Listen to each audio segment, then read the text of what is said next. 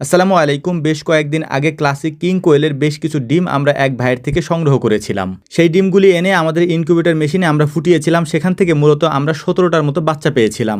আলহামদুলিল্লাহ, আমরা যে 17টা বাচ্চা পেয়েছিলাম এই 17টা বাচ্চাই জীবিত ছিল এবং পরবর্তীতে এখন এই বাচ্চাগুলি ডিম দিচ্ছে। যদিও ক্লাসিক কিং কোয়েলের এই বাচ্চাগুলির মধ্যে 13টা বাচ্চা পুরুষ হয়েছিল, মাত্র 4টা বাচ্চা মেয়ে হয়েছে। ফিমেলের সংখ্যা কম থাকার কারণে ওই ভাইয়ের থেকে পরবর্তীতে আমরা আরো 50টার মতো ডিম নিয়ে আসি। ডিমগুলি এতদিন আমাদের স্যাটার মেশিনে ছিল, আজকে এই ডিমগুলিকে আমরা আমাদের হ্যাচিং মেশিনে দিয়ে দিব বাচ্চা ফোটার জন্য। তো ডিমগুলিকে আমরা নামিয়ে নিয়ে সুন্দর করে একটা ট্রের মধ্যে স্প্রে করে তারপর আমরা আমাদের হ্যাচিং মেশিনে এটাকে দিয়ে দিব।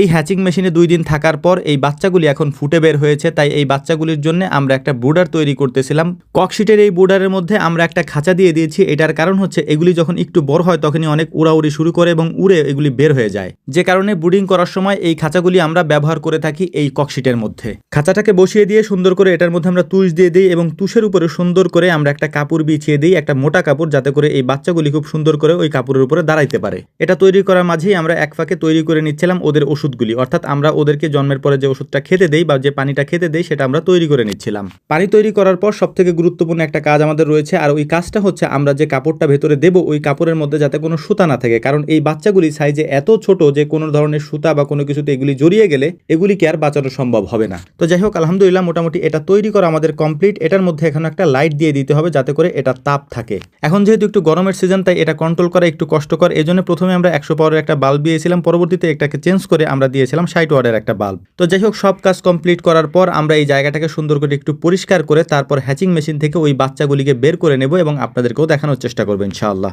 তো এবার আমরা ডিম দিয়েছিলাম 50টার মতো। এই 50টা ডিমের মধ্যে আমাদের 38টা বাচ্চা আজকে ফুটে বের হয়েছে আলহামদুলিল্লাহ। এই বাচ্চাগুলি সাইজে কত ছোট এটা হয়তো ভিডিওতে আপনি বুঝবেন না, সামনাসামনি যদি দেখতেন তাহলে বুঝতেন যে এই বাচ্চাগুলি সাইজে কত ছোট হয়। মানে হাতের আঙ্গুলের উপরে যদি আপনি রাখেন তাহলে বুঝবেন যে কত ছোট একটা বাচ্চা। আমি মাঝে মাঝে অবাক হই যে এই বাচ্চাগুলি কিভাবে এত দ্রুত সার্ভাইভ করতে পারে, অর্থাৎ ওদেরকে খাইয়ে দেওয়া লাগে না, ওদেরকে কোনো ধরা লাগে না, ছোঁয়া লাগে না, কিছুই করা লাগে না, শুধুমাত্র ওদেরকে রাখার জন্য সুন্দর একটা জায়গা করে দিতে হয় এবং সেখানে খাবার এবং পানি সুন্দর করে সরবরাহ করতে হয়। তো বাচ্চাগুলির মাঝখান থেকে যে ডিমগুলি ফোটেনি, মানে 12টার মতো ডিম ফোটেনি, এই ডিমগুলিকে আলাদা করে ওই ডিমগুলিকে আমরা আবারও রেখে দিলাম, যদিও পরবর্তীতে ওই ডিম থেকে আর বাচ্চা ফোটেনি। এই 38টা বাচ্চাই আমরা পেয়েছি। বাচ্চাগুলিকে সুন্দর করে এখন যে ব্রুডারটা আমরা তৈরি করেছি তার মধ্যে ছেড়ে দেব।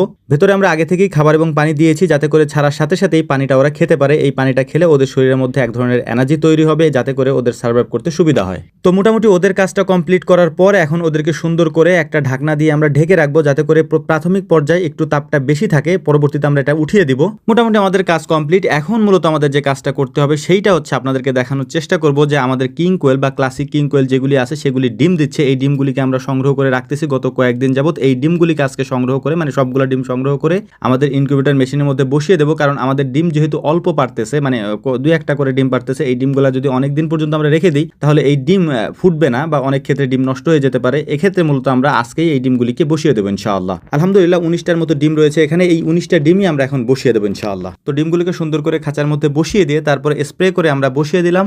এর সাথে সাথে আমাদের কাজগুলিও শেষ করলাম আলহামদুলিল্লাহ। তো আমাদের জন্য দোয়া করবেন। আসসালামু আলাইকুম ওয়া রাহমাতুল্লাহ।